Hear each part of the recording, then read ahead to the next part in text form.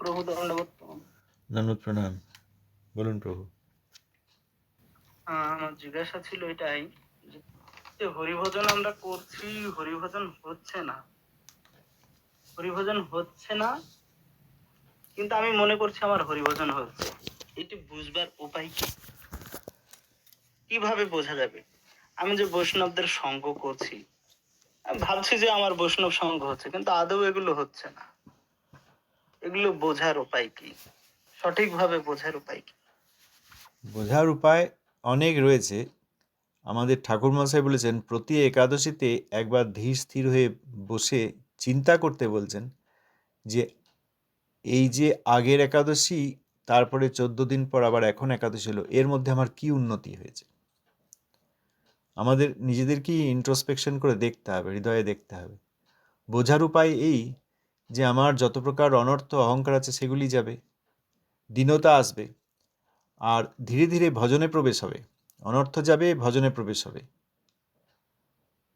নামে রতি বাড়বে, নামে রুচি বাড়বে। তাহলে প্রথমে কিছু শ্রদ্ধা আছে, এই জন্য তো এসেছি।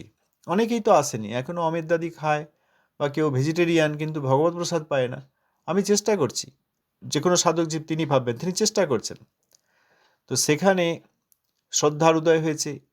এইবার শুদ্ধ সাধুর সঙ্গ করার চেষ্টা করা হচ্ছে, শুদ্ধ সাধুকে বুঝে যেখানে শুদ্ধ সাধু পাওয়া গেছে সেখানে সঙ্গ করা হচ্ছে। সাধুর সঙ্গে তাদের কাছ থেকে শ্রবণ কীর্তনের দ্বারা তত্ত্বোপদেশ পাওয়া যাচ্ছে। এর ফলে অনর্থ নিবৃত্তি হচ্ছে, যে আমি ভোগী, আমি রসগোল্লা খাবো, আমি ভোগী, আমি ঘুমাবো, আরাম করব, নরম বিছানায় শোবো ইত্যাদি। এই যে অনর্থ, আমি ভোগী এই পরিচয়ের অনর্থ, সেটি চলে যাবে, অপরাধ যাবে, অনর্থ যাবে। তারপর হৃদয়ে প্রেম আসবে। শুদ্ধভাবে হরিনাম গ্রহণ করার প্রচেষ্টা করতে করতেই শুদ্ধ হরিনাম হবেন, এবং তখন হৃদয়ে প্রেম আসবে। হরিনাম করছি কিন্তু এখনও পর্যন্ত সেই 10 বছর আগে যাচ্ছিলাম এখনও তাই আছি, 2 বছর আগে যাচ্ছিলাম এখনও তাই আছি। কোনো প্রেম নাই, হরিনামে আগ্রহ আসে নাই, কখন হরিনাম করব এই ইচ্ছা হয় নাই। একটা সংখ্যা নির্দিষ্ট করা হয়েছে, সেইটি কোনোভাবে করা হয়, কিন্তু কখন সংখ্যা শেষ হবে ঠাকুরমশাই বলছেন বারবার সাক্ষীর দিকে তাকানো যাওয়ার কটি আছে, তার মানে হরিনামে এখনও রুচি হয় নাই।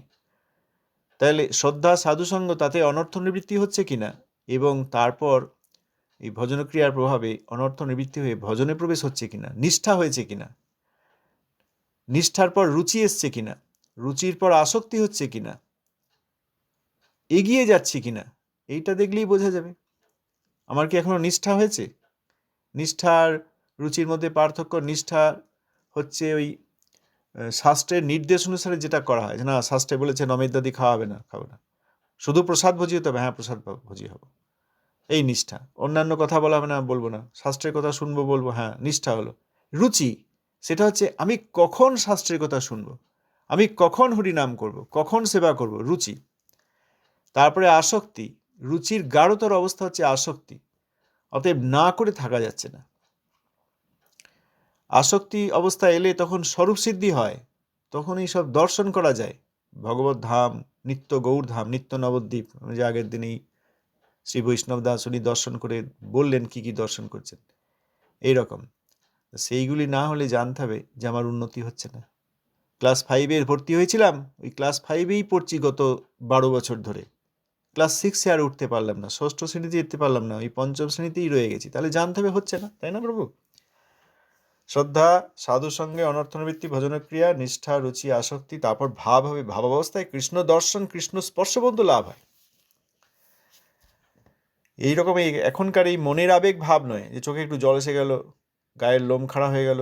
হ্যাঁ, ভাবাবস্থা মানে অনেক উচ্চ স্তরের অবস্থা, সেইগুলি হবে। তখনও কিছু বাধা, কিছু অপরাধ রয়ে গেছে, সেইগুলি চলে গেলে তখন প্রেমাবস্থা হবে। সেসব আমাদের তো হচ্ছে না। যারা 42 বছর দীক্ষা নিয়েছেন তাদেরও যদি না হয়, আর যারা 2 মাস দীক্ষা নিয়েছেন তাদেরও যদি উন্নতি না হয়, উন্নতি যদি না হয় তাহলে জানতে হবে হচ্ছে না। কি বলেন প্রভুজি? হ্যাঁ, অবশ্যই।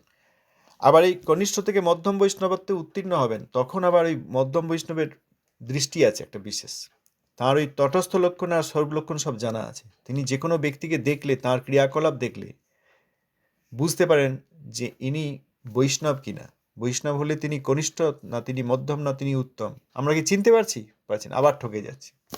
ওখানে গেলাম উৎসবে, মনে হলো ইনি বৈষ্ণব, তারপর দেখা গেলো না, পরবর্তীকালে না, ওনার ওই বৈষ্ণবতা নাই বা কনিষ্ঠ অবস্থা রয়েছে, চিনতে পারছি না। ওই জন্য আমরা যে কোনো জায়গায় গিয়ে আত্মসমর্পণ করছি, যে কোনো জায়গায় সেখানে গিয়ে আমরা, অতএব হচ্ছে কি না এইভাবে বোঝা যাবে। আর হতে গেলে প্রধান উপায় হচ্ছে শাস্ত্রীয় সাধুসঙ্গ। প্রথমে শাস্ত্রীয় সাধুসঙ্গই ভালো, পরে ভজন শিক্ষার জন্য সাধুসঙ্গ স্বতন্ত্র, এই কথা বলেছেন প্রভুপাদ। এছাড়া উপায় নেই প্রভুজি। ভিতরে আমাদের যে ভোগ পিপাসা আছে, আবার ভয়ও আছে, সেগুলোও চলে যাবে, বিভিন্ন দিকে দেখা যাবে। মানে রাত্রিবেলায় অন্ধকার ছিল, এখন সূর্য উঠেছে না কি করে বুঝবো?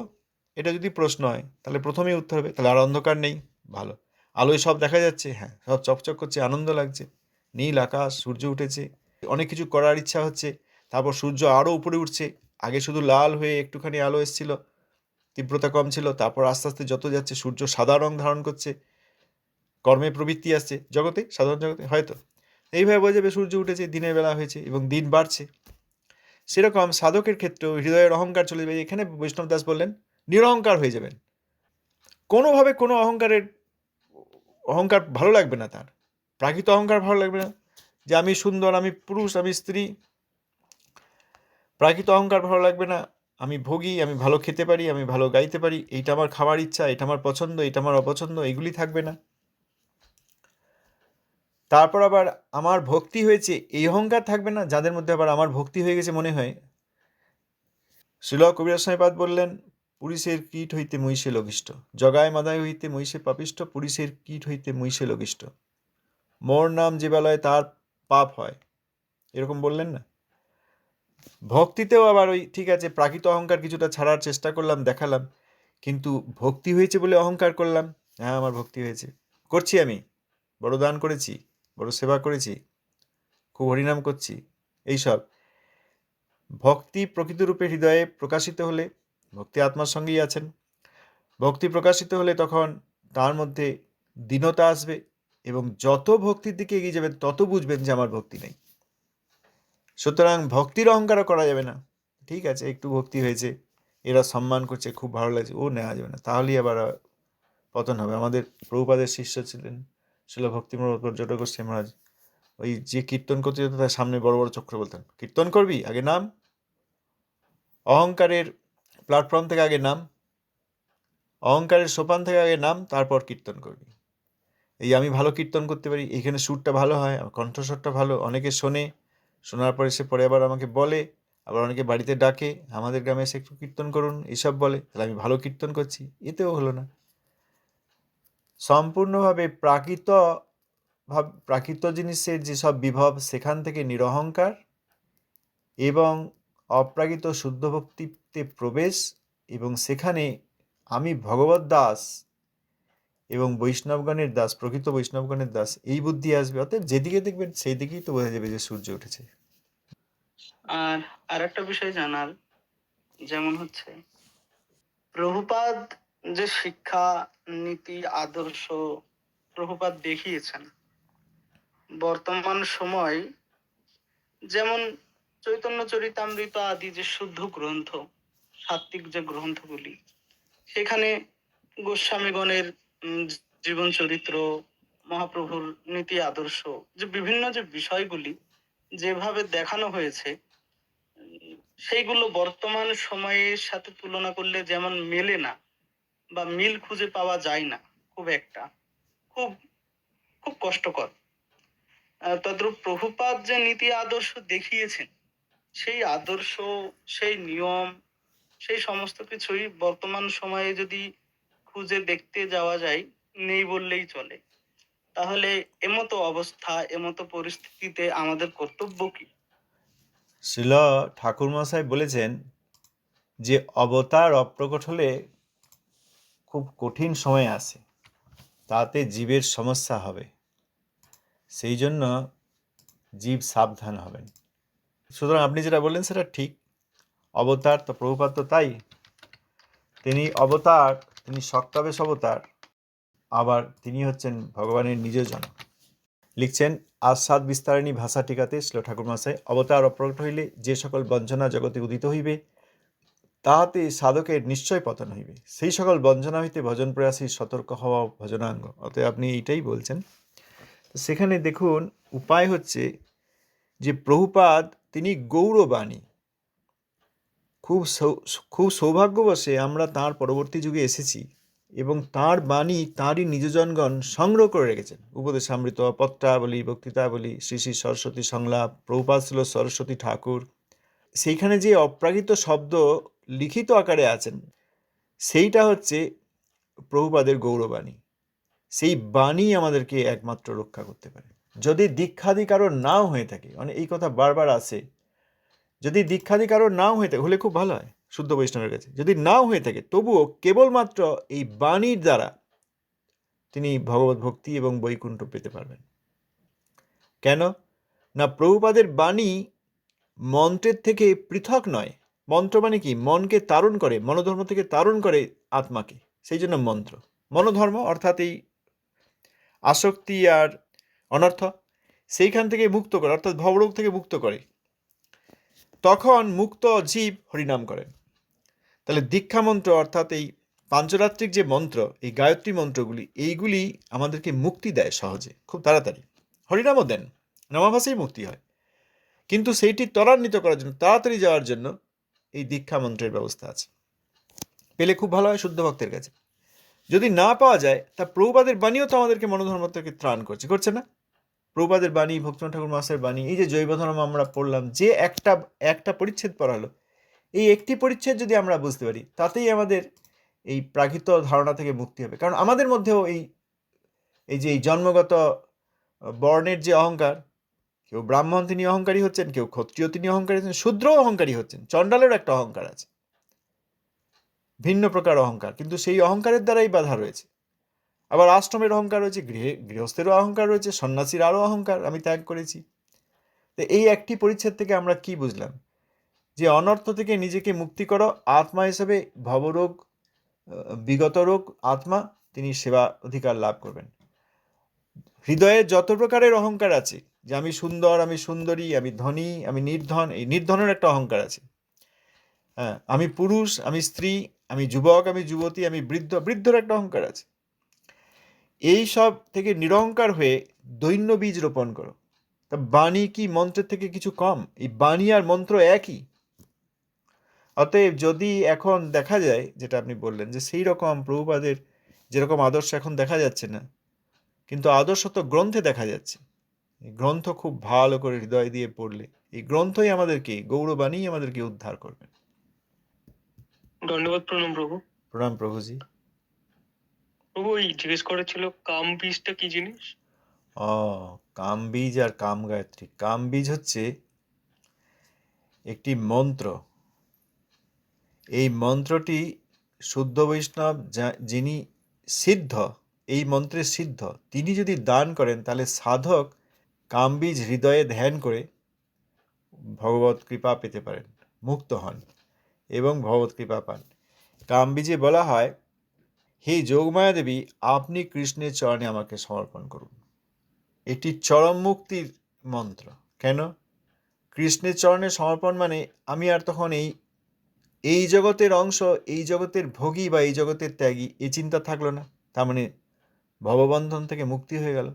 আর কৃষ্ণের চরণে সমর্পণ যখন যোগমায়া দেবী করবেন, তখন আমার স্থান কোথায় হবে? কৃষ্ণলোকে, ব্রজে স্থান হবে। অর্থাৎ যোগমায়া দেবীকে এই মন্ত্রের দ্বারা সাধক প্রার্থনা করছেন যে আমাকে কৃষ্ণের চরণে সমর্পণ করো। তখন সেই সাধক ভববন্ধন থেকে মুক্ত হয়ে ব্রহ্মলোক, বৈকুণ্ঠ, বৈকুণ্ঠের বিভিন্ন লোক অতিক্রম করে বৈকুণ্ঠের সর্বোপরি লোক, যেখানে ব্রজরাজতনয় কৃষ্ণ থাকেন, তাঁর চরণে গিয়ে, এবার তাঁর চরণে গিয়ে কীভাবে?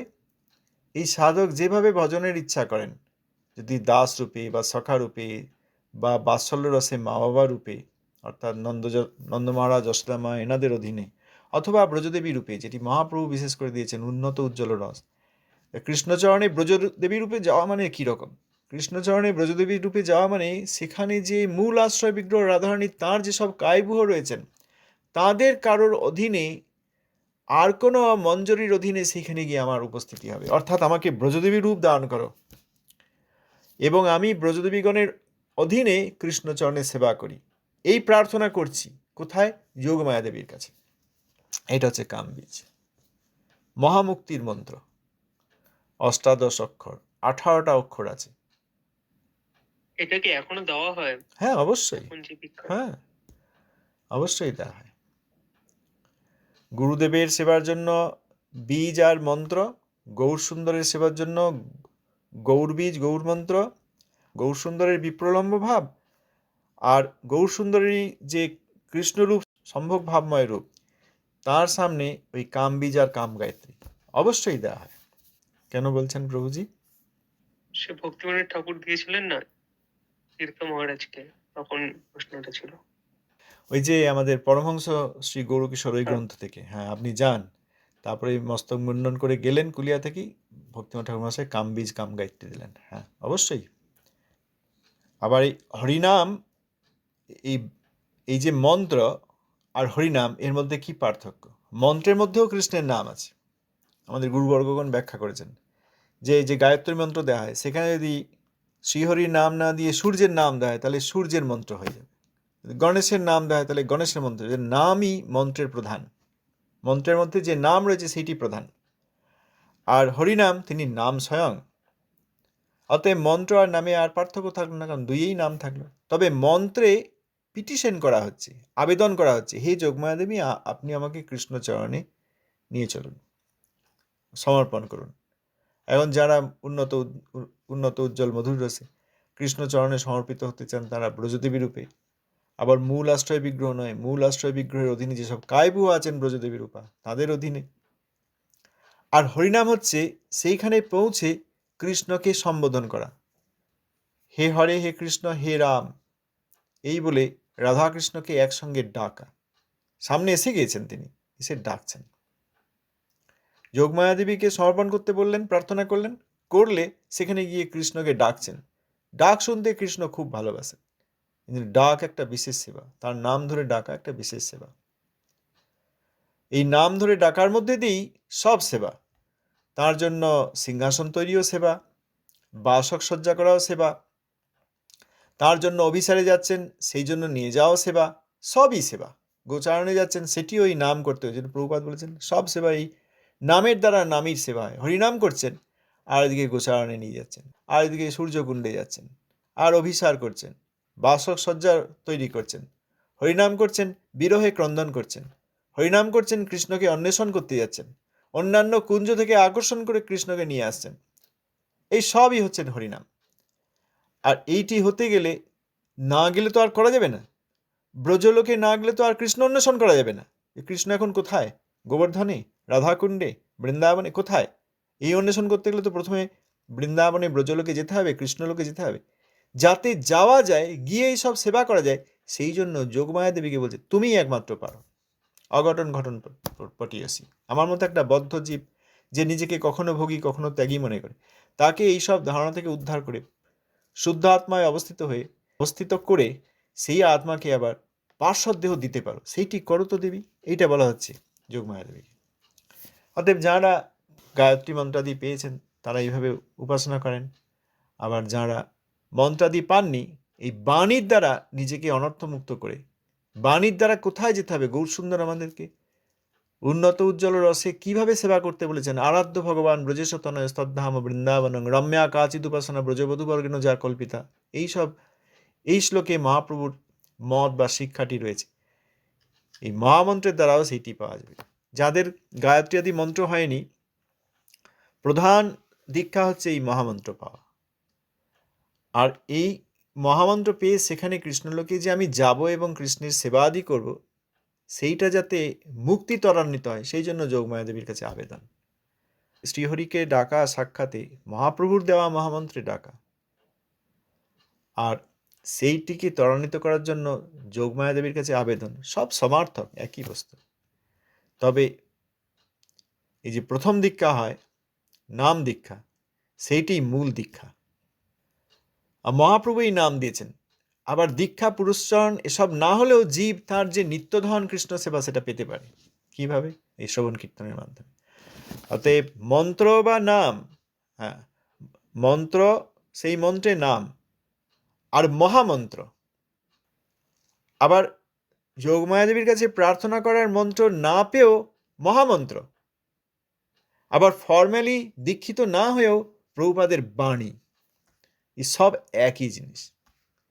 যার যেরকম সৌভাগ্য, যার যেরকম স্থিতি, তাতেই হ্যাঁ আমাদের অবশ্যই অনেকেরই আমাদের সৌভাগ্য খুব বেশি নেই।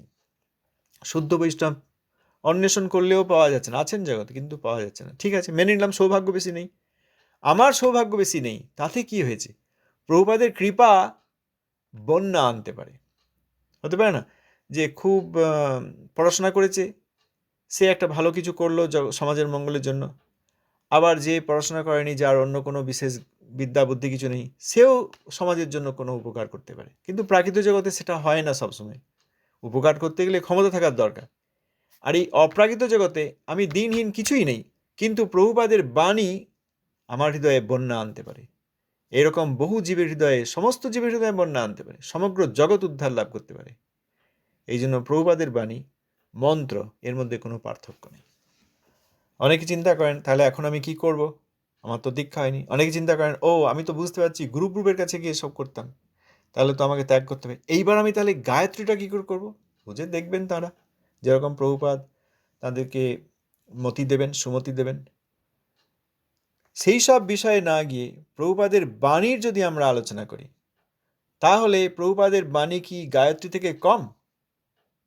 যোগমায়াদেবীর কাছে প্রার্থনা করছেন সাধক, যখন সেই প্রার্থনা প্রকৃত হবে, সিদ্ধ মন্ত্র পাবেন সিদ্ধ মহাবৈষ্ণবের কাছ থেকে, তখন যোগমায়াদেবী নিয়ে যাবেন। আর প্রভুপাদ নিয়ে যাবেন না? প্রভুপাদ তো নয়নমণি মঞ্জুরি, তিনি ব্রজলোকে আমাদের নিয়ে যাবেন না? তার কথা শুনলেই নিয়ে যাবেন। আমি শুনছি না, সেটা তো আমার দোষ। তার কথা শুনছি কি শুনছি না, আমার দোষ। যেই দিন শুনবো, একটা বাক্য শুনবো, সেই দিনই ব্রজে উপনীত হব। এক বাক্য, প্রভুপাদের একটি বাক্য আমাদেরকে ব্রজে নিয়ে যেতে পারে। একটি বাক্যের এত ক্ষমতা, তাহলে আবার এই দীক্ষা মন্ত্র এসব কেন? প্রভুপাদ নিজেও বলেছেন, প্রভুপাদের কথা আমরা পাই, দীক্ষা ফলেই হরিনামে প্রবৃত্তি হয়, আপনি কর্মবদ্ধ মুক্ত হরিদাস, আবার দীক্ষা প্রবৃত্তি বাহ্য কর্ম প্রবৃত্তি কি জন্য? ও আমার দীক্ষা হয় নাই, কোথায় দীক্ষা হবে, কবে দীক্ষা পাবো, কেন এসব করছেন? আপনি কি একবারও হরিনাম করেন নাই, যে পুনরায় প্রাথমিক প্রারম্ভগুলির দ্বারা কর্ম নিরসন করিতে গিয়া আপনার পুনরায় কর্মভোগ প্রবৃত্তি? মুক্ত হরিদাসগণ হরিনাম করেন, বদ্ধ জীবগণ হরিদাস্য বুঝিতে না পারায় এলিভিশনিস্ট হইয়া সাম্প্রদায়িকতার আহ্বান করেন। উহাতে আপনার ন্যায় নামপরায়ণ ব্যক্তি কি জন্য ব্যস্ত? দুঃসঙ্গ হইতে কৃষ্ণ লাভ হয় না, দুঃসঙ্গ ত্যাগ করিয়া সাধুসঙ্গ বরণ হইতে হরিলাভ ঘটে, একথা মনে রাখিবেন। এই একটি উপদেশ যে কারোর জীবনের ধ্রুবতারা। এই জন্যই প্রভুপাদ হচ্ছেন আমাদের এই ভক্তি বিনোদ ধারার ধ্রুবতারা। এই একটি উপদেশ, তাও অল্প একটু অংশ নেওয়া হয়েছে প্রভুপাদের পত্রাবলীতে, আছে 2য় খণ্ড 20 পৃষ্ঠায়। পুরনো সংস্করণের যে 2য় খণ্ড আছে, সেখানে যদি কেউ দেখেন 20 পৃষ্ঠায় আছে। সবটা পুরো পত্র পড়া হয়নি, পত্রের একটু অংশ নেওয়া হচ্ছে। এইটাই এত বড় আলোক। আপনি কেন আবার এই দীক্ষা ইত্যাদি চিন্তা করছেন? হ্যাঁ, নামপরায়ণ ব্যক্তি, অর্থাৎ আমরা নামপরায়ণ নই, আমাদেরকে নামপরায়ণ হতে হবে। নামপরায়ণ ব্যক্তি আর এইসবের কোনো কিছুর জন্য ব্যস্ত হন না, দীক্ষা পুরস্চরণ।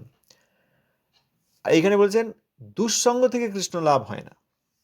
দুঃসঙ্গ অর্থাৎ বৈষ্ণব মনে করে অবৈষ্ণবের সঙ্গ করা, বৈষ্ণব গ্রুপের সঙ্গ করা, গুরু মনে করে গ্রুপ গ্রুপের সঙ্গ করা, এটা খুব গুরুত্বপূর্ণ। গ্রুপ গ্রুপের অধীনে থাকবো আর আমার উন্নতি হবে, এটা কিছুতেই হতে পারে না, কোনোভাবে হতে পারে না। গ্রুপ গ্রুপের অধীনতা করব আর আমার কৃষ্ণ ভক্তি হবে, কোনোভাবে হতে পারে না। প্রচুর দান করলেও হবে না, বারবার গেলেও হবে না, সেই গ্রুপকে আরতি করলেও হবে না, সেই গ্রুপের পায়ের ধুলি নিলেও হবে না, কোনোভাবেই হবে না। দুঃসঙ্গ হইতে কৃষ্ণ লাভ হয় না, এটা দুঃসঙ্গ। শ্রীহরির জন্য যে উপায়ন শিষ্য সারেন্ডার করছেন, নিয়ে এসছেন, সেইগুলি কৃষ্ণ সেবায় না লাগিয়ে নিজের সেবায়। আমি একটা জিনিস বুঝতে পারছি না, এই পঞ্চপ্রদীপটা, এই চামরটা তো কোন পয়সায় কোথায় কে কিনে আনলো? সেইটি কৃষ্ণের সেবায় না লাগিয়ে কোনো একজন ব্যক্তি কি করে নেন, যিনি নিজেকে গুরু মনে করেন, যিনি নিজেকে বৈষ্ণব মনে করেন না, অথচ পরম বৈষ্ণব, তিনি গুরুদেব। কারণ তার মধ্যে বৈষ্ণবতার অহংকার নেই যে আমি বৈষ্ণব হয়েছি, কখনো ভাবেন না আরে আমি বদ্ধ জীব, তবুও যাতে সকলের মঙ্গল হয়, আমার গুরুদেবের সেবা করব। সেই জন্য আরও অনেক আত্মাকে শ্রদ্ধাস্পদ করে তাদেরকে এই বস্তু দিচ্ছি। আমি পারছি না আমার গুরুদেবের সেবা করতে, তাঁরা করুন, এইটা তার ধারণা। কখনো মনে করে না যে এরা আমার শিষ্য হলো, আমার গুরুদেবের প্রশিষ্য। ওই জন্য প্রভুপাদ শিষ্যদেরকে গুরুর আরেক রূপ বলেছেন। দুঃসঙ্গ ত্যাগ করে সাধুসঙ্গ বরণ থেকেই হরিলাভ ঘটে। তাহলে গ্রুপ ত্যাগ করতে বলা হচ্ছে, তাহলে কিছু ভুল বলা হচ্ছে? গ্রুপের অধীনে থেকে এই গায়ত্রী মন্ত্র ইত্যাদি, এগুলো কি আর কোনো শব্দ? গায়ত্রী মন্ত্র কি একটা শব্দ মাত্র যে আমি লিখে দিতে পারি খাতায় বা মুখে বলে দিতে পারি? না, গায়ত্রী মন্ত্র যোগমায়াদেবীর কাছে আবেদনপত্র। প্রকৃত আবেদনপত্র নিয়ে অ্যাপ্লাই করলে তখন চাকরি পাওয়া যায়। আর এই যারা ঠকাচ্ছেন তাদের কাছ থেকে আবেদনপত্র নিয়ে তাদেরকে টাকা পয়সা দিয়ে যদি আবেদন করা হয়, তাতে কি কোনো চাকরি পাওয়া যায়? সরকারি চাকরি, ব্যাংকের ক্লার্ক, রেলওয়ের কোনো কাজ, এসব পাওয়া যায় নাকি? সেখানে আমরা বঞ্চিত হই। অনেক লোক বঞ্চিত হচ্ছে না চাকরি চেয়ে। হ্যাঁ, ফর্ম ফিল আপ করলাম, ওদের কাছে ট্রেনিং নিলাম, ওদেরকে পয়সা দিলাম, ও হলো না, বরং বিপদে পড়ে গেলাম। না, প্রকৃত আবেদনপত্র পেতে হবে। প্রকৃত চাকরির জন্য প্রকৃত আবেদনপত্র পেতে হবে। প্রকৃত হরিভক্তির জন্য সিদ্ধ মহাত্মার কাছ থেকে সিদ্ধ মন্ত্র পেতে হবে। আর যদি এখন সম্ভব না হয়, তাহলে এই প্রভুপাদের বাণী আমাদেরকে সিদ্ধি দান করবে। এই কথা মনে রাখবেন। প্রভুপাদ বলছেন দুঃসঙ্গ ত্যাগ, এটা প্রথম। অসৎসঙ্গ ত্যাগ এই বৈষ্ণব আছে, এটা প্রথম। বৈষ্ণব রূপ ত্যাগ, গুরুপ রূপ ত্যাগ, এটা প্রথম। ভুল হয়েছে, সেটা আগে ছাড়ুন, তারপর কোথাও ওই জন্য আমরা বলছেন যাক ঠিক আছে, তিনিও একরকম বৈষ্ণব, তিনিও কিছু করেছেন, যাক ঠিক আছে, আপনি আপনার মতো করে যান, আপনি যা পেয়েছেন সেটা করে যান। কখনো বলতে পারবো না, তাহলে বঞ্চনা করা হবে, চিটিং করা হবে। শুদ্ধ বৈষ্ণবদের কাছে অপরাধ করেছে এরা, শুধু আরতি নিয়েছে, এটা এ তো এখন দেখা যাচ্ছে আরতি নিচ্ছে, পা ধুয়ে নিচ্ছে মুক্ত হয়ে। না, এগুলো হচ্ছেই করে, তার আগে মহা বৈষ্ণবের কাছে মহা অপরাধ করেছে, প্রভুপাদের শিষ্যগণকে অবমাননা করেছে, এইটি তাদের প্রধান দোষ। আরতি করাটা প্রধান দোষ নয়, আরতি করা তো হয়েছে, সেগুলো বাহ্যের যে রোগের যে লক্ষণ হয় সেইটি, কিন্তু আসল অপরাধটি হয়ে গেছে অনেক আগে। এরা বা এদের আগের বগি যারা, ইঞ্জিন থেকে বিচ্ছিন্নটা হলো কি করে? প্রভুপাদের গণের চরণে অপরাধ করেছে, এই জন্যই অবস্থা। অতএব এই দীক্ষা মন্ত্র এইসব নিয়ে কেউ চিন্তা না করে প্রভুপাদের বাণী মন্ত্রের সমান, মন্ত্র অপেক্ষা উপরে। কারণ যোগমায়া দেবীকে আমি প্রার্থনা করব, যোগমায়া দেবী তিনি শুনবেন যদি এটা সিদ্ধ মন্ত্র হয়। অনেকেই তো দীক্ষা মন্ত্র করছেন, খুব ভালো, খুব ভালো, দীক্ষা মন্ত্র মুক্তি দেবে, খুব ভালো। কিন্তু মুক্তি আমাদের হচ্ছে না, কারণ কি? মন্ত্রে তো আর দোষ নেই, আমার করাই দোষ। যদি সিদ্ধ মন্ত্র পেয়ে থাকি তবুও হচ্ছে না, কারণ আমার মন্ত্র স্মরণে দোষ। আর প্রভুপাদের বাণী, প্রভুপাদ মহাকৃপাময়, এই যোগমায়া দেবীর কৃপা প্রভুপাদই দিয়ে দেবেন। আর প্রভুপাদ যদি কৃপা করেন, তাহলে যোগমায়া দেবীর কৃপা পাওয়া গেল। প্রভুপাদের বাণী মন্ত্র, প্রভুপাদের বাণীকে মন্ত্র বলে যারা স্বীকার করছেন না, তারাই এই যে এখানে আবার কেন আপনি এইরকম চেষ্টা করেন, এলিভেশনিস্ট হচ্ছেন, তখন এই সাম্প্রদায়িকতা। আপনি কোন মঠের, আপনি কোন গুরুর? ও ওই মঠের, আরেক মঠের কাছে যাবেন না, আরেক মঠের বই পড়বেন না, রিড অনলি মাই বুকস। এগুলো হয় কি করে? ওই জন্যে হয়। আচ্ছা, দণ্ডবত প্রণাম, আজ তাহলে এই পর্যন্ত থাক। ধন্যবাদ প্রভু। জয় প্রভুপাদ, আবার আগামীকাল দেখা হবে।